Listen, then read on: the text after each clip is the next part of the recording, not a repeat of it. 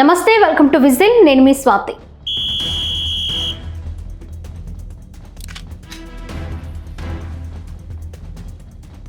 అక్రమాస్తుల case విచారణ కోసం ఈ నెల 21వ తేదీలోగా మాజీ సీఎం వైఎస్ జగన్ హైదరాబాద్లోని సిబిఐ కోర్టు ఎదుట హాజరు కానున్నారు.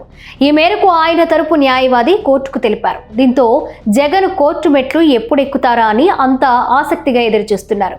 ఇలాంటి సమయంలో సిబిఐ మరో షాక్ ఇచ్చింది. జగన్ అక్రమాస్తుల కేసు విచారణలో భాగంగా స్తంభింపచేసిన జగతి పబ్లికేషన్స్, ఇందిరా టెలివిజన్ కరెంటు ఖాతాల కోసం హామీగా ఇవ్వబడిన ఆస్తులను విడుదల చేయొద్దని హైకోర్టుకు సిబిఐ నివేదించింది. కేసు తీర్పు వచ్చిన తరువాత అంకెలు లేదా ఇతర చిన్నపాటి సాంకేతిక లోపాలు ఉంటే తప్ప ఉత్తర్వుల్లో మార్పులకు అవకాశం లేదని పేర్కొంది. 2021లో ఈ విషయంపై ఇప్పటికే తుది ఆదేశాలు ఇచ్చినందున వాటిపై ఇప్పుడు వేసిన మధ్యంతర పిటిషన్ విచారణకు అర్హం కాదని కోర్టును కోరింది. ఆర్థిక నేరాలకు సంబంధించిన ఆస్తుల జప్తుపై సుప్రీంకోర్టు తీర్పులను కూడా పరిగణలోకి తీసుకోవాలని సిబిఐ ప్రస్తావించింది.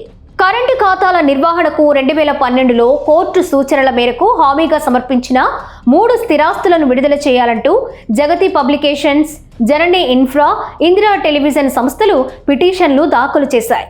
ఈ పిటిషన్లపై జస్టిస్ జె శ్రీనివాసరావు విచారణ చేపట్టారు. సిబిఐ తరపున న్యాయవాది శ్రీనివాస్ కపాటియా వాదించారు.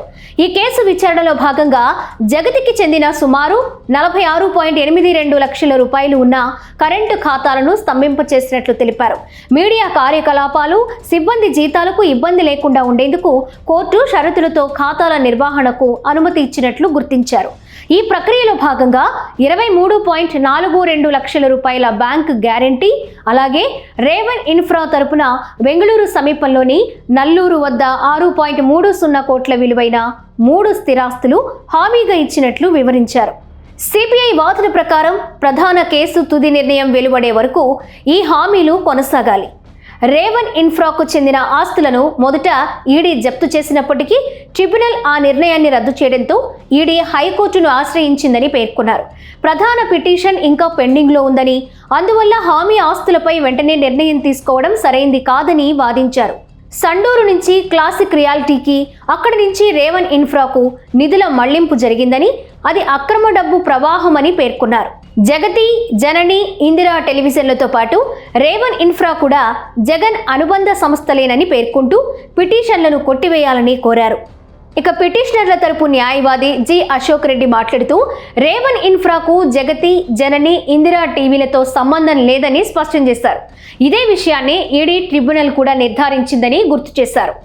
రేవన్ ఇన్ఫ్రా కేవలం హామీగా మాత్రమే ఆస్తులను సమర్పించిందని, ఇప్పుడు ఆ హామీ నుంచి వైదొలుగుతున్న నేపథ్యంలో బ్యాంకు గ్యారంటీ లేదా ఫిక్స్డ్ డిపాజిట్ రూపంలో కొత్త హామీ ఇస్తామని తెలిపారు.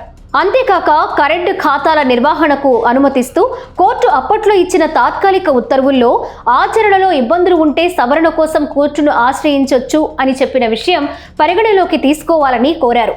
తమ అభ్యర్థన ఇతర కంపెనీ ఆస్తుల విడుదలకే పరిమితమైందని చెప్పారు. ఇరు పక్షాల వాదనలు విన్న న్యాయమూర్తి విచారణను వాయిదా వేశారు.